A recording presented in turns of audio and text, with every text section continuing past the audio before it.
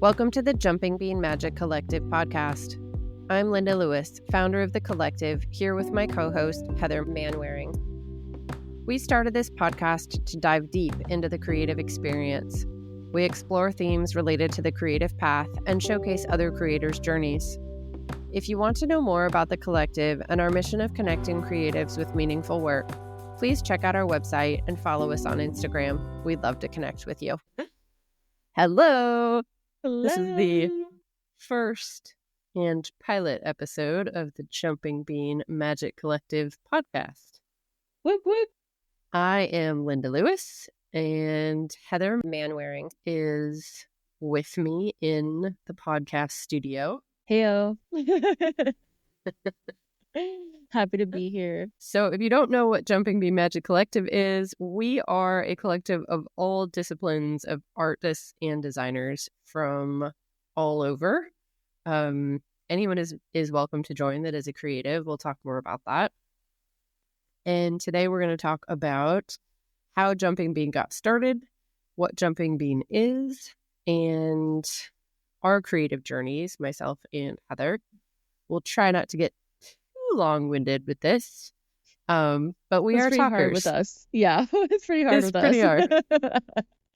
Those excessive people. Thank goodness for editing. So where should we start? I think you should start with the inception of Jumping Bean and your process through it and where you are now and things like that. Okay. So Jumping Bean came up really during the pandemic. I was looking around at all of my extremely creative friends, a lot of them in corporate jobs as I was at the time in 2020. And a lot of us just felt very creatively stuck and either some golden handcuffs or we're just not really making ends meet as a creative and had to subsidize with a lot of other types of work. So I made a quick list of all the creatives I thought could be and would be involved in such a thing. And at the time, I just thought I'd get everybody on Zoom and talk about what personal projects we have going on. A lot of people in 2020 was the first time people had time to do personal projects because they were working from home. So just getting that commute time back, people were able to take up new hobbies and new creative pursuits. I made that list and then I just sat on it and I moved to Hawaii and ended up having a kid and getting married and buying a house. No biggie. And 4 years went by. Your life stayed the same with a baby, right? Yeah, exactly the same. So 3.5 years after I made that list, I was up late feeding said baby and this silly name came to me. And I just felt really sparkly about it. And I remember calling Heather the next day and being like, I really want to do this thing. And I had written our manifesto, which you can find on our website. And it was the powers that combine can create anything. The powers that I can combine with the talents that I know and the talent pool that I have adjacent to me. If we all put our heads together, we would be unstoppable. And we could do work that we wanted to do. And so many creatives are doing work that they don't really want to do. And in some ways are being really exploited because these huge corporations don't really care about creativity, not in the pure sense of the word. And they certainly don't care about self-expression. They care about making money. And sometimes you can feel real expression through big corporate design. Sometimes it's usually when it's rare. And it's usually when somebody has a vision that they get to carry all the way through. And that autonomy is rare. In a big corporate environment, it's usually designed by committee. So I just started putting together an event, like a launch party. And Heather came up. It was so fun. And we hosted a launch party for, I think, about 10 or 15 people. I think it was closer to 15. Yeah, somewhere around there. Yeah. And Heather took great headshots of everybody, also on our website. of the members that are currently still with us. And that was fall of last year, so 2023. And in the midst of that, we got notice, myself and my husband got notice, we were relocating abroad to the Netherlands for his work. Moving to Amsterdam, baby. So and then it became an online collective, which I think in some regard it was always going to be, because I wanted with the to have it open. international. Yeah, I wanted to have it open to people I knew that had moved abroad and people I knew had moved across country. I went to Savannah College of Art and Design. I still have friends from that world. So the launch party happened in Portland, Oregon, where we were currently living.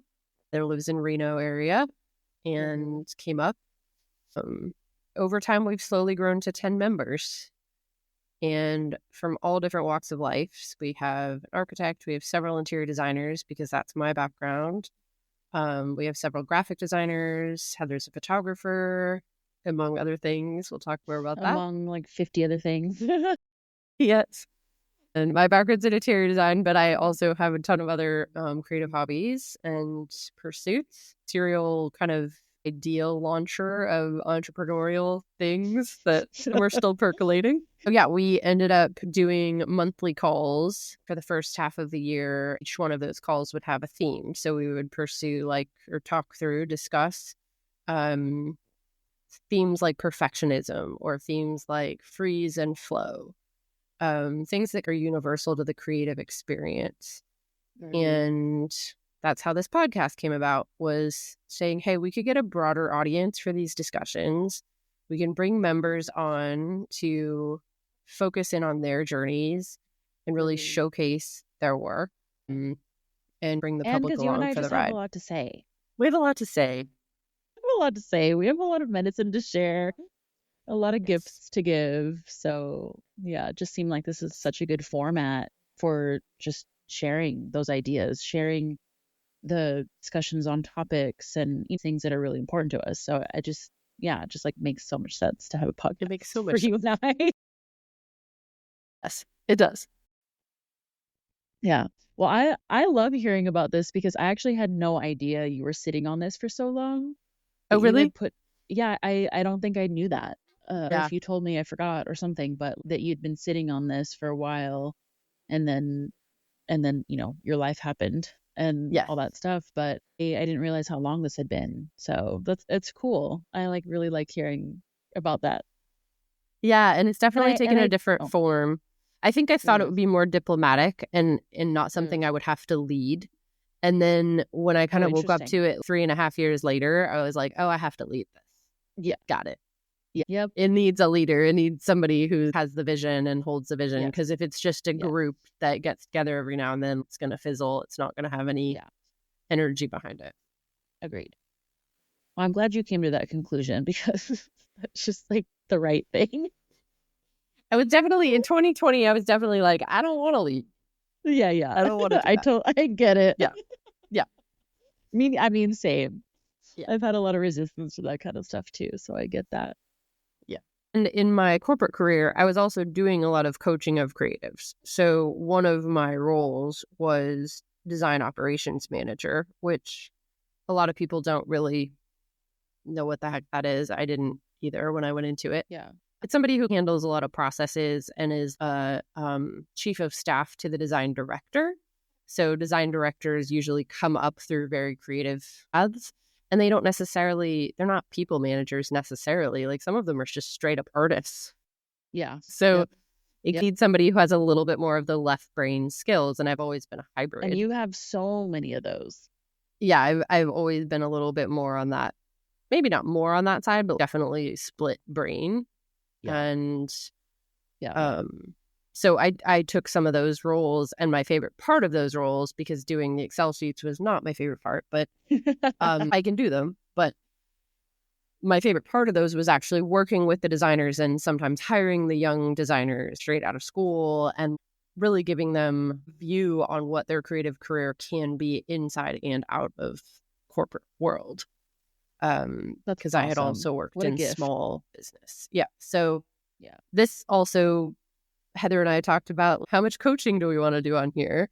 we have both been Totally. personal and spiritual coaches and relationship coaches. Heather's still doing that work. And I will probably get back into it at some point when I don't have a toddler. And we are good at it. So we will be asking people if they want coaching, but a lot of the time we'll probably launch into that a little bit as well. So tell Perfect. me about your, Goodness. I know it's like a really broad question. Yeah. I'm like, oh, I mean, I have to start at the very beginning because I was born to two very creative parents and then introduced to a third parent figure very early on who my stepmom had a very prestigious creative career, and I always felt pretty drawn to her work, and beauty in general has always been kind of inside me as what I look for. But then like my dad was an artist, and then my mom doesn't draw or do any of the hands-on thing, but she's so creative. She's an incredible writer. She thinks creatively. She's always been an entrepreneur type who has created her own thing in the world. And so I was just surrounded by creatives and, in many different facets. I think it just gave me such an early introduction to creativity and what it can look like, and the many different ways that it can take form. Like you can have a job and be really successful in your thing and build a following and have like loyal fans, and then you can struggle immensely and not be able to pay the bills, and then you can build a six-figure business. There was just a lot that I was uh exposed to as a little one, and for a long time I didn't think I wanted to be an artist. It was just one of the things that I just kept getting over and over. It's just so hard to make money. It's so hard. It's so hard. So don't do it. Like da da da da. But I always felt very drawn to doodling on my on my like schoolwork, and drawing in my free time, and studying what I found beautiful. I would like stick my nose in things that just really called to me, or that I was attracted by. Um, but also like my childhood was just really hard. Like it was just not a place that really paradoxically didn't create a lot of space for creativity for me. Like um there was a lot of like lack of self-expression that was possible, and just that there wasn't a huge value on that side of things, at least in my experience.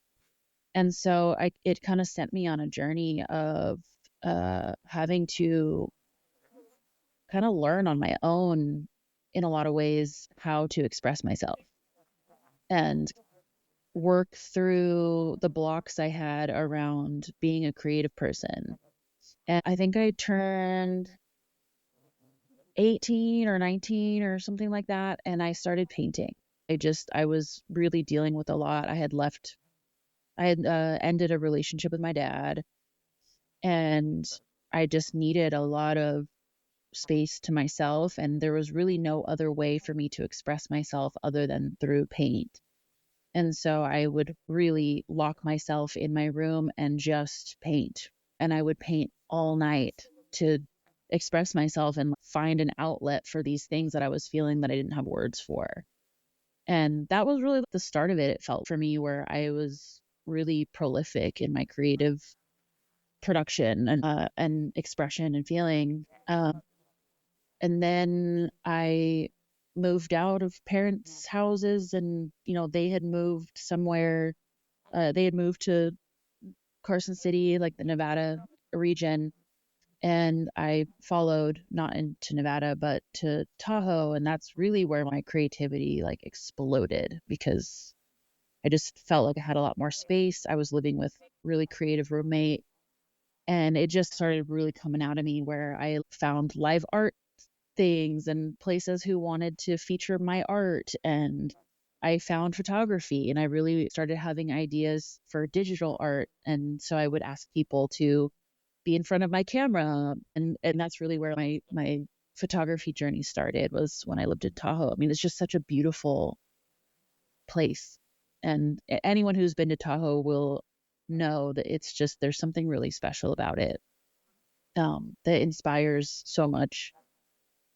Um, and then I I think that the most pivotal thing in my life was a trip to do ayahuasca. And I guess just a little backstory if no one knows what ayahuasca is, it's a really, really intense, feminine, spirited plant medicine. And there's so much around it. You have to be so intentional. And I think it really needs to be done by a shaman who has been steeped in the lineage. So we found a place that had a indigenous lineage and shamans, and we did it right. And it was so profound because my experience of ayahuasca was that it was extremely visual, and the visuals were absolutely stunning, where it just called me out and forward and helped me purge a lot of the traumas and things that I really wasn't aware of, and just helped clear things out enough for me to realize I had a calling that was waiting for me. And I mean, that is a long ass story, but essentially it's taken me all over the US and basically was the initiation of my business and learning all the things of how to build a business and all of the struggles that come with that, and how to make clear what I'm doing. And it's just sometimes it's really hard because I do work with the feminine energy, and you just don't always know what's going to happen or what someone's going to receive or what emotion's going to come up or whatever. But it felt like it exploded my creative expression. So it was okay. I love painting. I love photography. I love working with people. The one-on-one work to me is so special, and then what if someone doesn't want to be in front of the camera? So then I do just like one-on-one coaching without that? And what's that like? And then and I met Perry, and Perry is a teacher that both Linda and I have shared. And that was kind of the next round of ayahuasca. It felt just like taking a deep, hard look at these places, and the places where your ego gets in the way, and then your ideas for what it should look like get in the way. And then how do you just strip everything back to be with the pure essence of what I'm here to teach and what I'm here to create and be in the world? And that really deepened my creativity and how I show up. And so it's been really cool to see how my creations have evolved and matured and like become something different and transformed into something that really is so like divinely beautiful, instead of just like an expression of my pain or like of identity. And so there's just so many layers to this, which is why it's so hard to just be like, what's your creative path like? Because I'm like, how long do you have and how many layers can we go through? Right.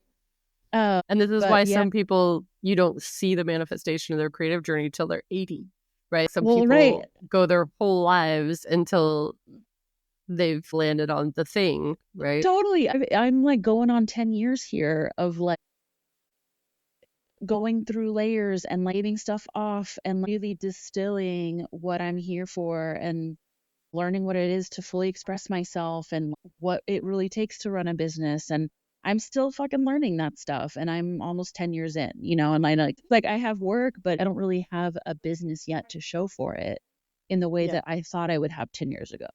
Because there's so many people who out there who were like, oh yeah, I made 100K in the first year of business. And I'm like, what even is that?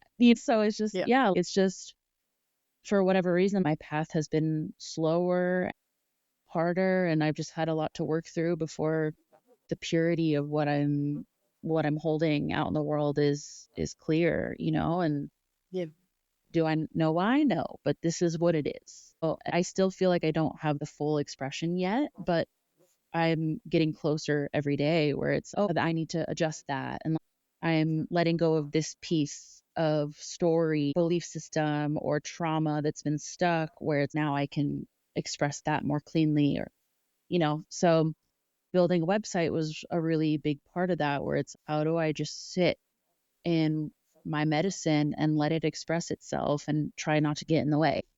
And I have a beautiful website now, which I'm really proud of. But then there's just always stuff that changes, and makes itself known, and then I adjust here and let that thing go. And so it's just like seeing it as like its own living, breathing entity that I am tending to and nurturing and mothering and listening to. And it's just, it's like, yeah, Yeah, I one of guess the challenges with that brings yeah, I think one of the challenges with websites too is that you want to document the past, but you also want to keep moving forward. And absolutely. so a lot of that Absolutely. documentation is really hard to keep up with. You almost need somebody else to archive work. Yeah, And totally. so people, I mean, in general, you're only seeing the tip of the iceberg of people's actual creative expressions because Yeah. you're just seeing the stuff that they're showing Yeah. that they've given the light of day to, right? But Yep. there's no Yeah. creative person out there that doesn't have loads of uh, cutting room floor material.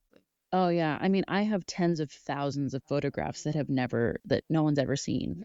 You know, Yeah, It's- yeah, and paintings that I don't even know where they are anymore. yeah. I never documented them. They're just on in the wind. I don't have all of my work with me, but it's gotten me to the point where like, I really love what I create, and it's based in, you know, more divine co-creation and frequency work and energy and what I want more of in my life. That's just, it's coming through, and I kind of just get out of the way. But yeah. Yeah, and that has always been a struggle where it's like no one's seen all my work, so how will people know like what I am good at, all the stuff that I can do, and like,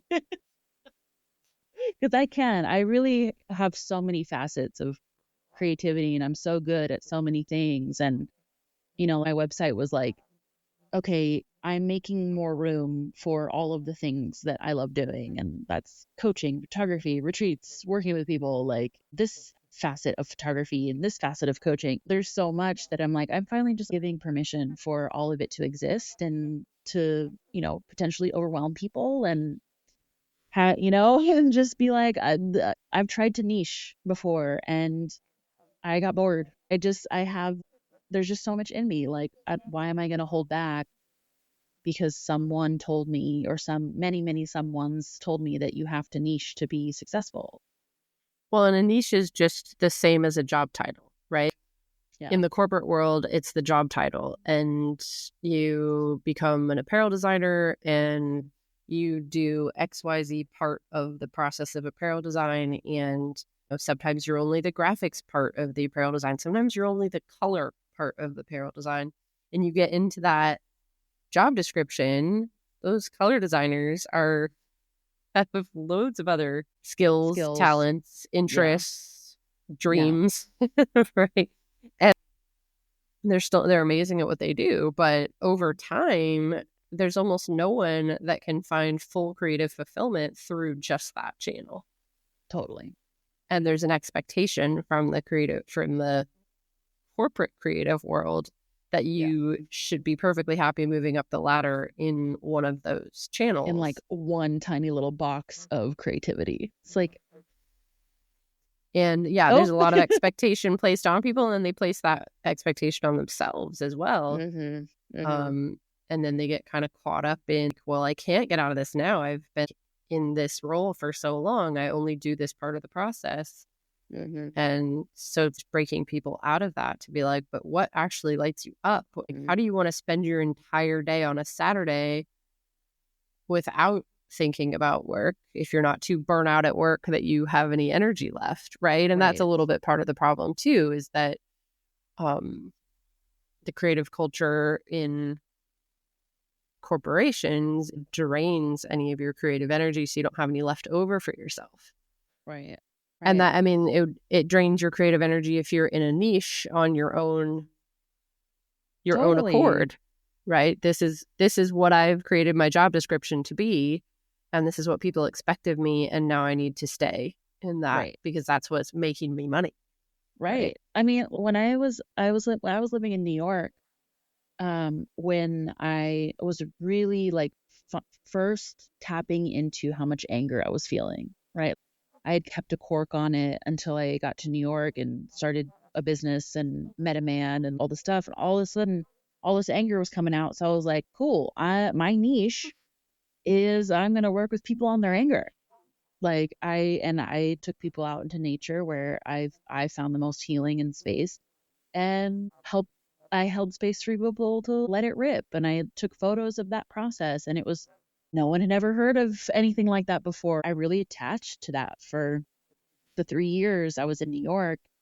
I would go on podcasts and all the stuff talking about anger and the importance of expressing this emotion, and then that was my niche. And then all of a sudden it just became, I quite literally got burnt out on it, because there's so much more to the process than anger. It's Yeah. like, what's under anger is so many things. You have desires under there, you have grief under there, you have things that need to transform under there. And so, I was lucky in some sense of the word that like the pandemic hit, because it really put a stop in that train, because I would have kept going, and probably killed myself. But it really asked me to look at what was underneath all that stuff and address the deeper things, right? And so it's like, oh, now, but like there was a part of me that was scared to let that go, because I was like known as the anger queen. Again, it's like if I put a cork on all the other ways that people express emotion, that I'm like unfulfilled and drained, and it just doesn't work. And so I'm like, I don't think. So, anyways, just talking about an example of trying to niche. 100%. And that doesn't work for me. That doesn't work. It just doesn't work. Yeah. I don't think it works for most people. I mean, Yeah. you see people, they midlife crises or whatever, quarter life crises, whatever these things are. Where it's like, I went down this path, I went as far as I could go, and I did not find fulfillment here. Because I don't think any of us, we're all multifaceted, especially if you feel like you are a creative. And I think everyone is at their Everyone is. heart and soul a creative. Everyone is. Everyone is. But some people really find creativity in the left brain world as well, right? Yes. So there's Yes. creativity in those other types of, even the medical field, or even, there's all kinds of, like, creativity is not owned by creatives. By artists. Yeah. Totally. But that's why I've always said with Jumping Bean, if you identify as a creative, like, we'd love to have you, because you have unique skills and talents and interests that are going to bring something to the table that we don't have. Or even if you don't identify as a creative, like I can't tell you how many people I meet who are like, I'm not creative, and then ask them some questions, and then they tell me all of the things that they're creative about, and I'm like, I'm sorry, what?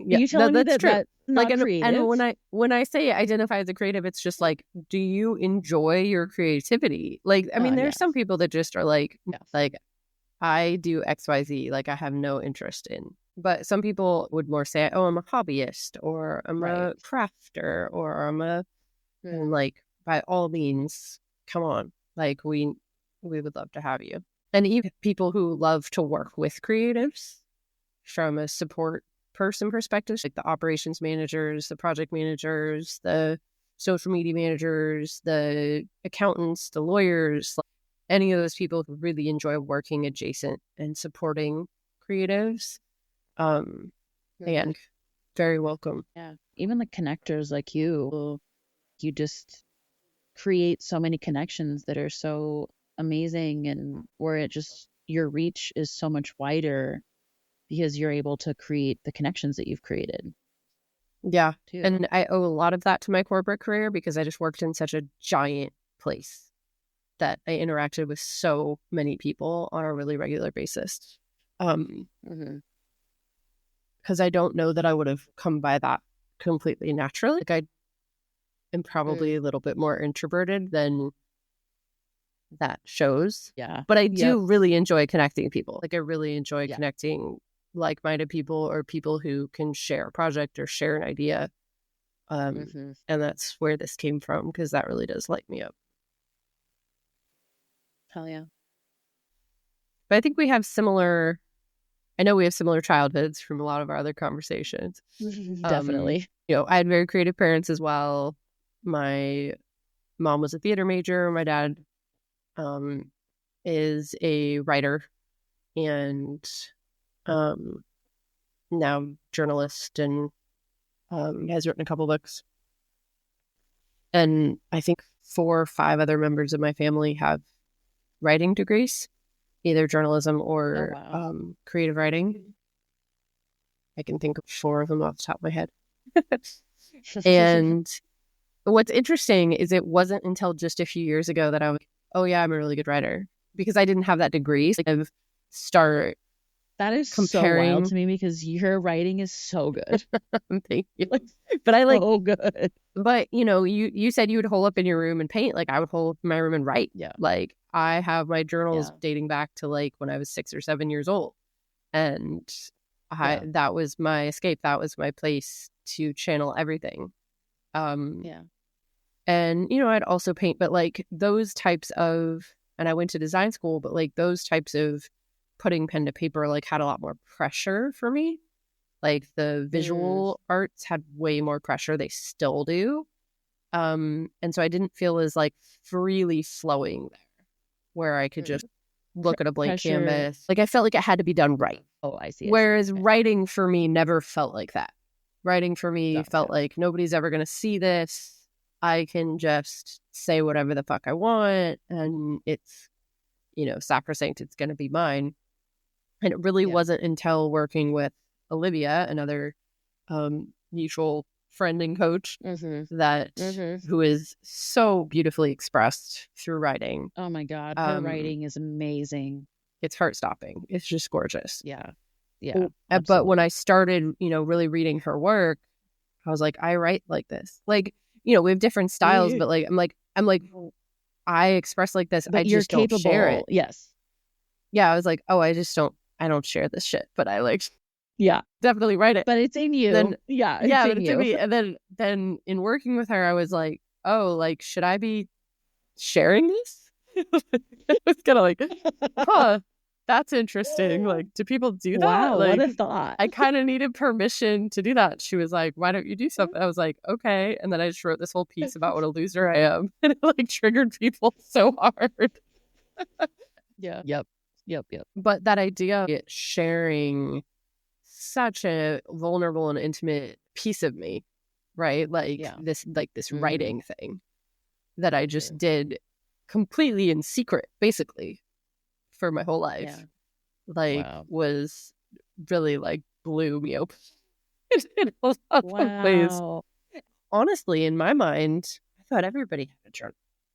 I thought everybody was like at home writing about their feelings. Like I really did. I really just was like, I definitely was. Right. And like a lot of my people do and did. Yeah. But I've learned since that is not a universal experience. Online. Yeah. Yeah. That is not a universal experience. Right. And also, even before working with Olivia and Perry and meeting you and kind of being in this other world where we all share our inside guts on the internet.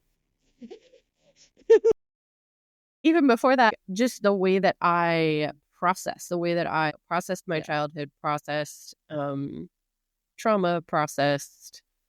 I'm writing a whole relationship course right now, so like, kind of rewired myself for connection and attachment. Right. Some with the help of guides, a lot on my own. I did 90% of that work through writing. And that's not going to be the medium for everybody, but it's certainly my spot. But it's not my preference. I would love to be a prolific visual artist. Like I would love that. And I'm so just funny. not. Yeah, I'm just not. But I have such I do paint and I do ceramics and I like, I knit and I do, that kind of more fine art. Like, I think there will be an era in my life when I have a art studio, a home art studio, and I have like the ability to really. That's a dream of mine. Yeah. Like to really be prolific at visual arts. I think the main, like beyond the. You're good at that.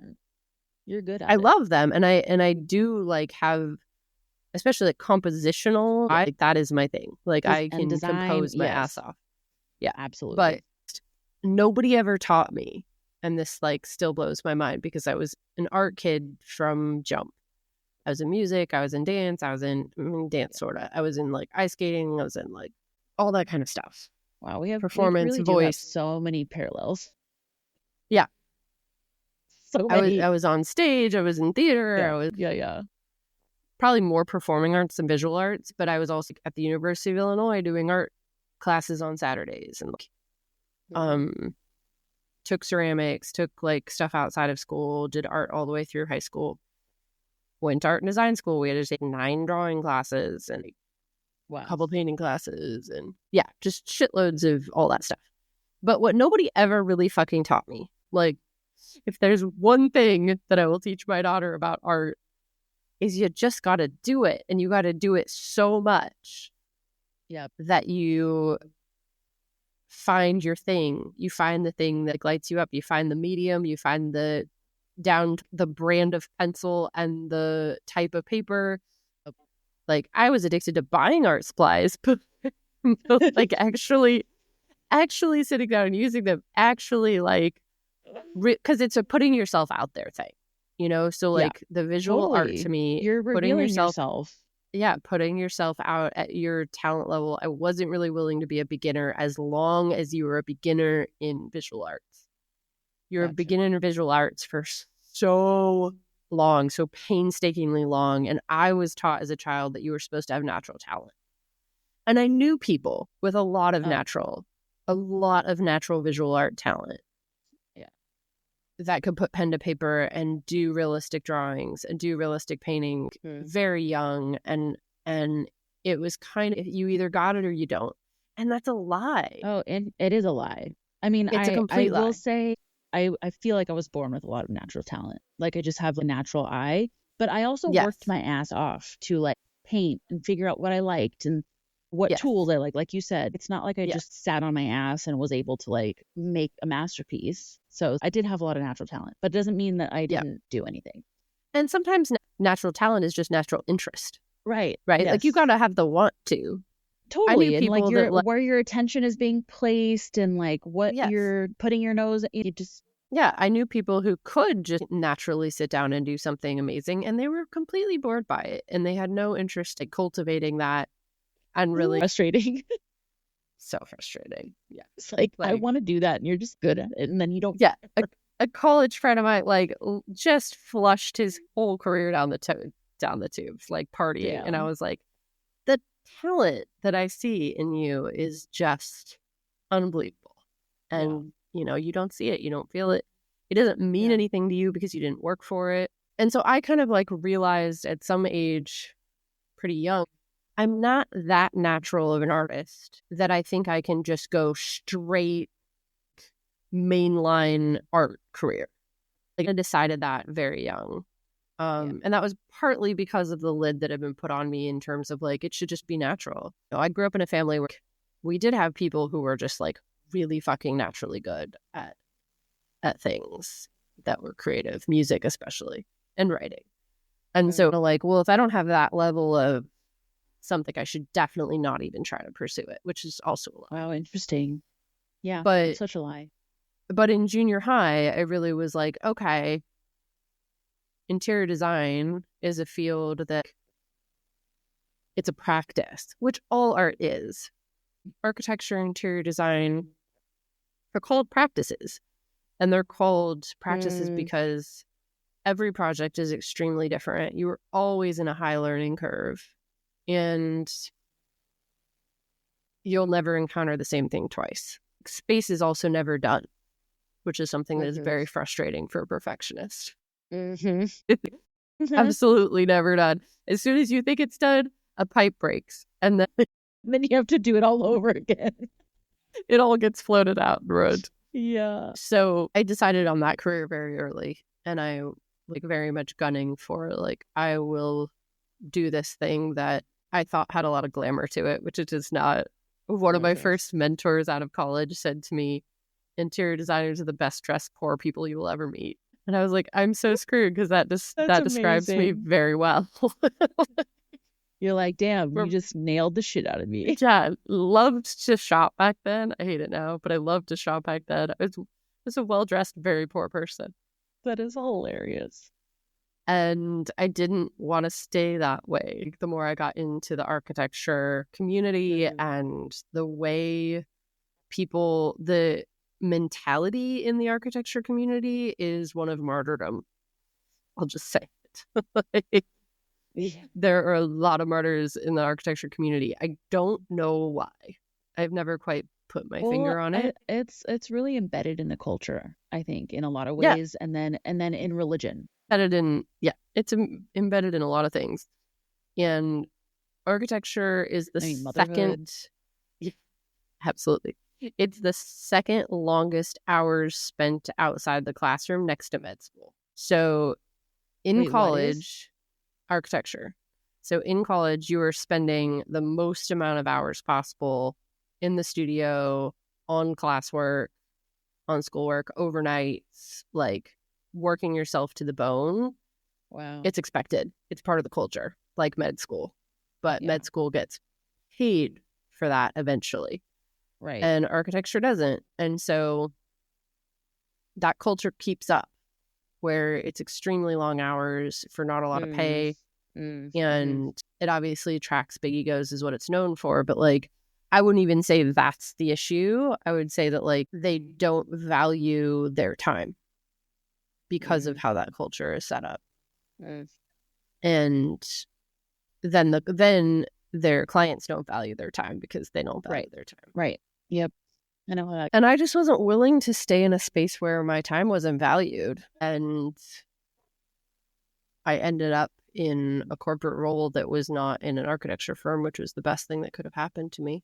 And I got a lot of autonomy to design and project manage a lot of different types of spaces for a lot of different types of people. And I loved it. I had a lot of really cool experiences doing and working with other designers, which brings us here. Yeah. Before that was in a very small architecture firm. And I was also in a commercial office furnishings firm. So you're designing cubicles, which is depressing in itself. Designing cubicles. How many ways are there to design a square? Thousands Wild. of ways. Wild. Yeah. Well, I don't think that brings us current because like I also want to I think hear more about like your transition like out of Nike and then into more of like motherhood and like your unique creation. Yeah, like my expression. Yeah. So I started while I was at Nike because in 9 years I got reorged 8 times. So there were times when I would get put into positions I wanted, and then there were times that I absolutely didn't. And so I would go in and out of these cycles of like get to work with people I really wanted to work with and for, and then I would work doing work that I really wanted to do. But it was like one or the other. It wasn't both. Damn. And I just was weary, the instability and not knowing what was next and not being able to choose my own path was getting really tiring. And I had already started working on a grocery store concept called Squirrel Gather Daily. And she still exists and lives and breathes. And I think about her all the time, but she's very much on hold. But I was about to quit Nike I had money saved up and I was just going to fully jump off the cliff and into Squirrel. Do my concept. Yeah. Wow. Yeah. I had a couple guys that were interested in investing, and they were restaurant owners and like franchise experts, and like things were like building some momentum and it felt really good. And obviously like when COVID hit, it was just I can't open a retail location. How would I do that right now? And there was so much uncertainty. We were wiping down our groceries. So I stayed. And when reviews came around, I did not have any give a fuck left in me. And I was a director at that point. Like I was making really good money. And I liked my boss. I liked my team, but I did not care for the work that I was currently doing. And my boss was like, people want to see you lead more. People want to see you in more exposure type roles. They want to hear from you more. And I was like, I'm not going to do that here. Yeah, I don't really want to do that. And I told him that. I was like, yeah, I hear you. And I have told you guys, like, I want to lead in these ways. And those opportunities haven't been available to me. So yeah, I appreciate it and no. And I knew layoffs were coming.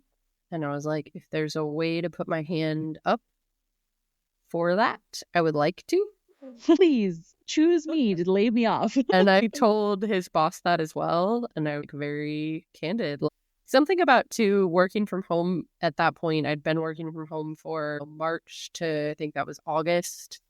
Yeah. So working from home 4 or 5 months. And like, when you're going into the office every day, you can put on that facade every day and like, put on that front. I would listen to my like spiritual coaches all the way to work and like, meditate an hour before to get the gumption to go into the office every day prior to I would often take car naps in the afternoon to get through the day. Then realizing this is taking so much of my life force just to show up. That when we're home for 5 months and you don't have to do that anymore. When you're getting on something like this, where you're on a screen with somebody, it's really hard to lie anymore.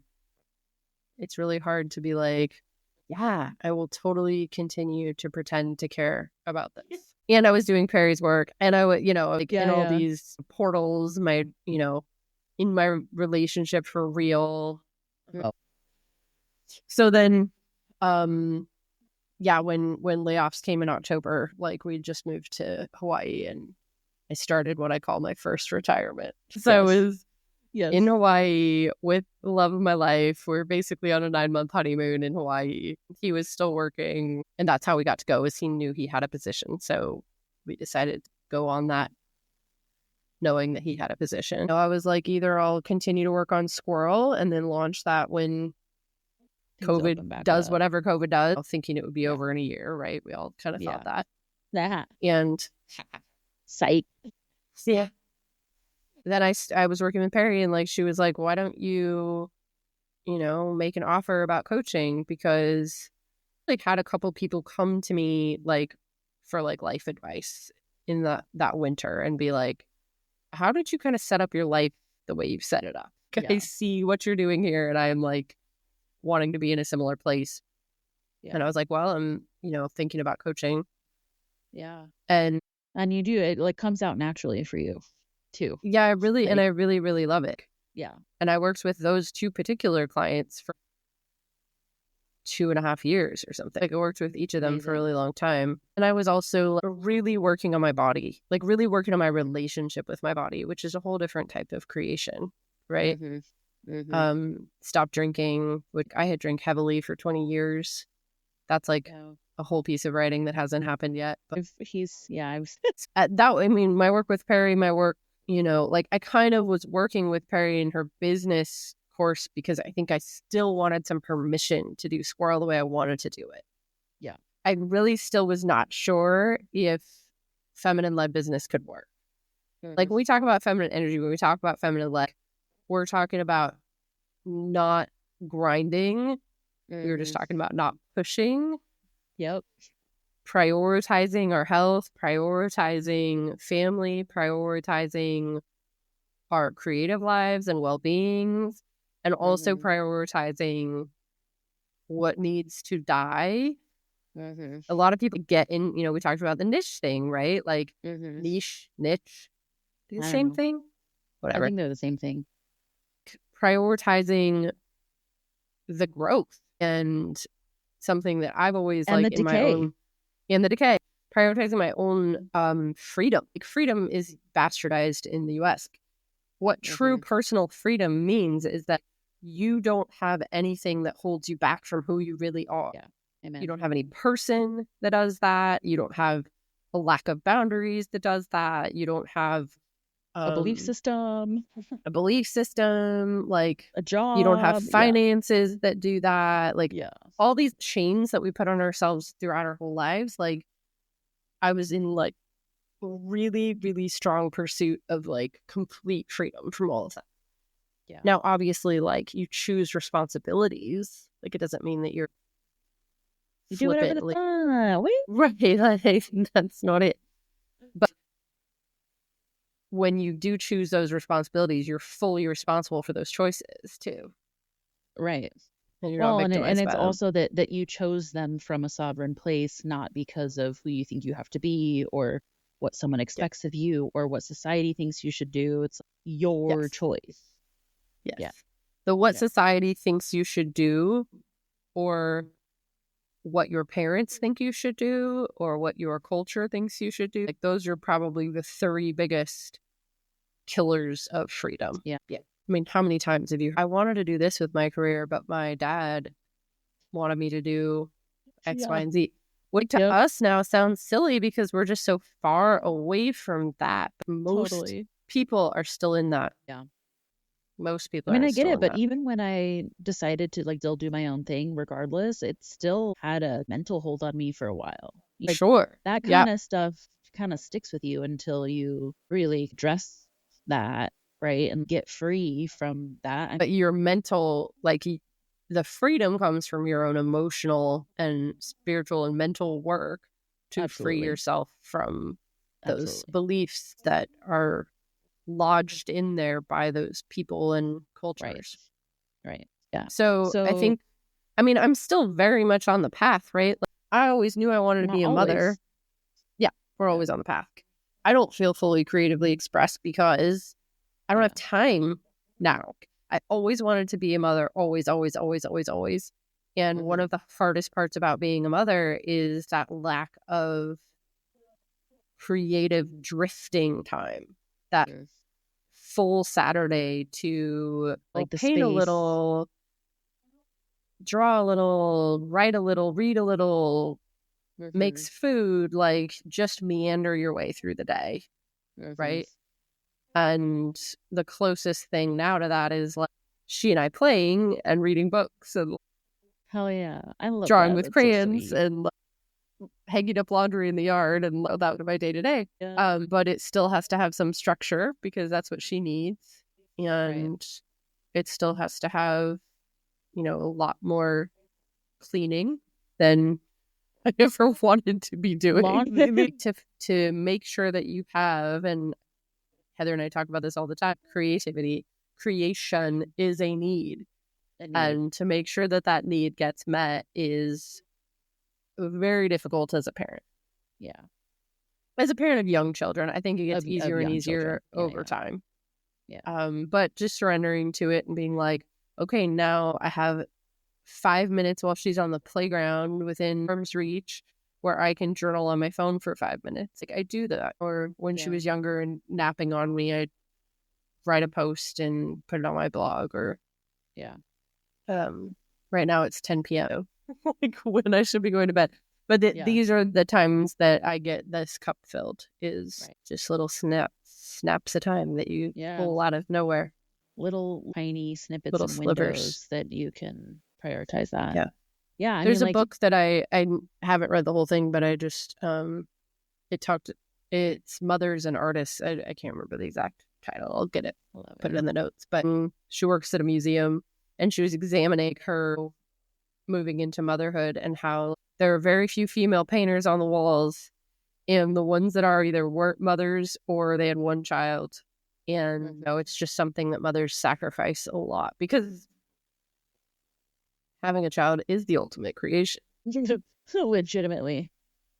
It just doesn't always feel that way. It doesn't feel that way to your ego. It doesn't feel that way to, you know, what you've known your whole life. Like, it doesn't feel that way, but it yeah, I mean, you literally created a life, and now you're guiding her, creating her environment, listening to her needs and her personality, and investing in her interests, and quite literally creating her life.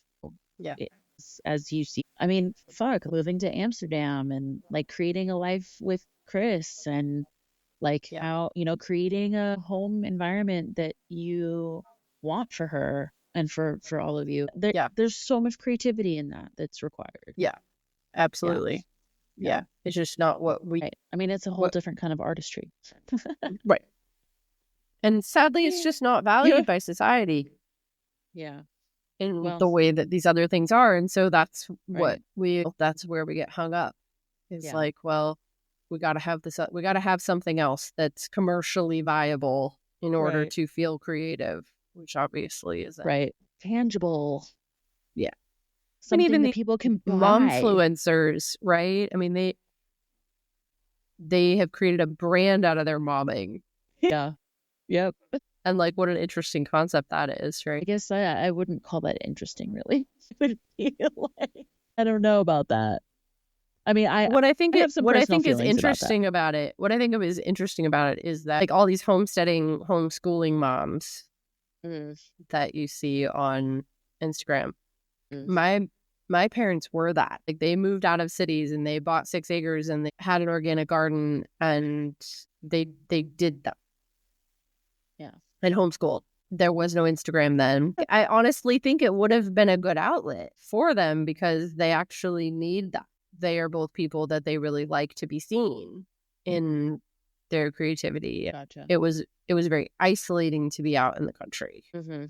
And so that idea of like they didn't have the opportunities to be seen that we do today. yeah. So I think it's an interesting like form of creativity. I think it kind of goes sideways sometimes when people are their ego takes it over and they like that's definitely what I was pointing to. I'm like yeah, and they're exploiting their kids or whatever. Yeah, Like there are things that exactly. like take it not in a good direction, but I think if you are doing it from like a very pure place, and there are people that I follow that are sleep experts, like people who really understand child and baby sleep and help other people with that. Like they showcase their lives some, and it does feel like a really good creative outlet for that. Like they're creating content that's really helpful to other moms. There's small exercise moms like focus on postpartum healing and things like that are really interesting.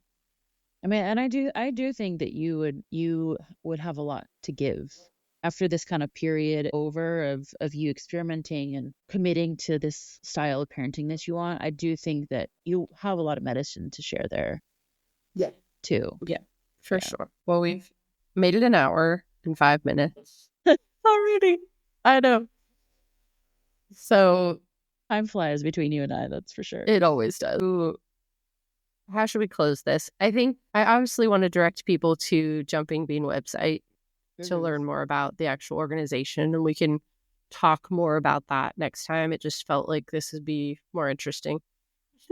Talk about our get to know journeys, the people who are creating behind this podcast and behind it. Yeah. I agree. And the reason it exists, right? But direct people there. And I also like want to tease that we're going to have members on. And we have a nice long list of themes and topics that we're going to be diving into around creative blocks, creative need, like the creative journey, the struggles. Yeah. Is there anything else that you want to the ending of this episode? I guess to me, it just feels like a very beautiful kind of jumping off point, like where you and I have been, and then where we're going, and I think that just feels really good. I just think it really completely agree. Good to be here and do this, and really start having these conversations out. Yes. Or, Yes. I agree. Yeah. And to invite people into them as well. Yeah. Yeah. Like I'm super excited to have like the members on this and talk about like things from different perspectives. Yes. Yeah.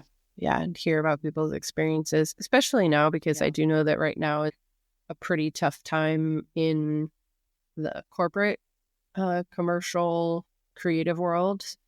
And just to have like this place where people can come talk about their experiences and maybe open up some possibilities of other ways to pay bills during these kinds of times, because creativity is always valued and art is always needed and has always been throughout the history of humanity.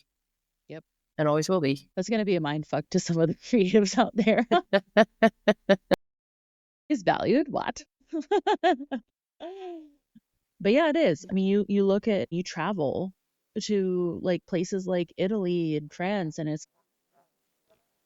their whole culture is set up around art. That is their whole entire history is, the Madonna and the buildings. And then you look at the world and it's everywhere you look, there is art. Someone designed this house. Someone created, like, you listen to music all day. There's art everywhere, and Yeah. people who are making a killing, like actors, and it's just like it's everywhere, and it's not always very obvious if you are kind And of money is looking. everywhere. And money is everywhere, right? And like there are many artists getting paid millions of dollars for like Yeah. what they create, and it's like to the struggling artist, that's really hard to see or you can get outside of your own head about. But it's true. Yes. It's very Creativity true. is a really important foundation to being alive. Yeah. And being willing to express that creativity. And I think that's one of our missions, both Jumping Bean and this podcast, is aiding and assisting and supporting people in their creative expression. Yay. All right. Here we go. We'll see you on the next. Goodbye, y'all. Bye. Thank you for listening. If you are looking for more information about the Jumping Bean Magic Collective, please visit us at our website, www.jumpingbeanmagiccollective.com. There, you can become a member, reach out with questions, or become a design client. You may also find us on Instagram and Threads. If you enjoyed listening, please rate the show. See you next time.